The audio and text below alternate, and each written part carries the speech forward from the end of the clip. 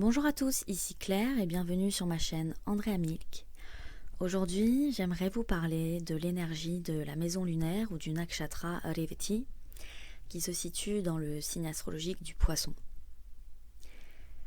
D'ailleurs, si vous souhaitez en connaître plus sur votre nakshatra, votre nature profonde, votre mission d'âme, n'hésitez pas à consulter mon site andreamilk.com où je propose des consultations personnalisées en astrologie védique et en développement personnel et spirituel.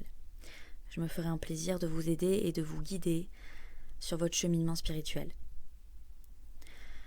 Avant de vous parler des thèmes de ce nakshatra, Revati, j'aimerais vous adresser un petit message illustrateur de cette constellation lunaire.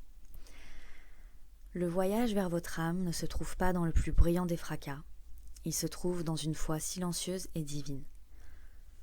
Le message le plus spirituel et pur que vous devriez entendre et prendre du temps pour écouter est vous-même. Votre âme, votre moi supérieur, votre higher self.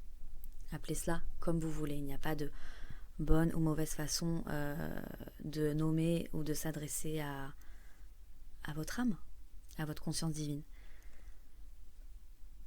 Le dernier nakshatra, il y en a 27, le dernier nakshatra du signe du Poisson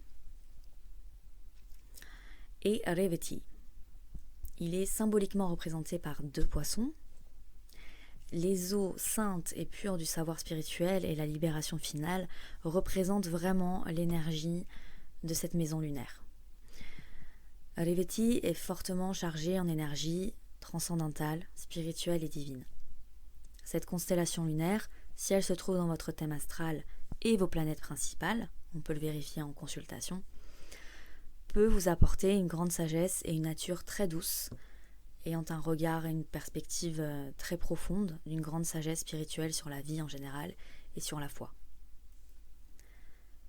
Revati est connecté à la sagesse supérieure et à la fin du karma physique. Les thèmes de l'eau et de la pêche peuvent être amenés ici pour étayer mon propos. Lorsque l'on pêche, on ne voit pas les poissons et pêcher, à l'instar du vent, est comme notre divinité. Votre âme est votre destinée divine. Vous ne pouvez pas les voir, mais ils sont pourtant là. C'est comme un appel, une allégorie pour un véritable lâcher-prise, et pour ainsi pouvoir s'abandonner au plan divin, à notre destin. Ne pas savoir le résultat, mais savoir que votre âme, votre conscience supérieure, vous guide et vous dirige solennellement, silencieusement, vers votre destination, quoi qu'il arrive.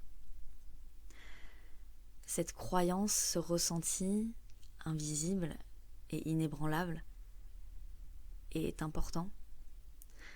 La foi en votre volonté divine et destinée est importante.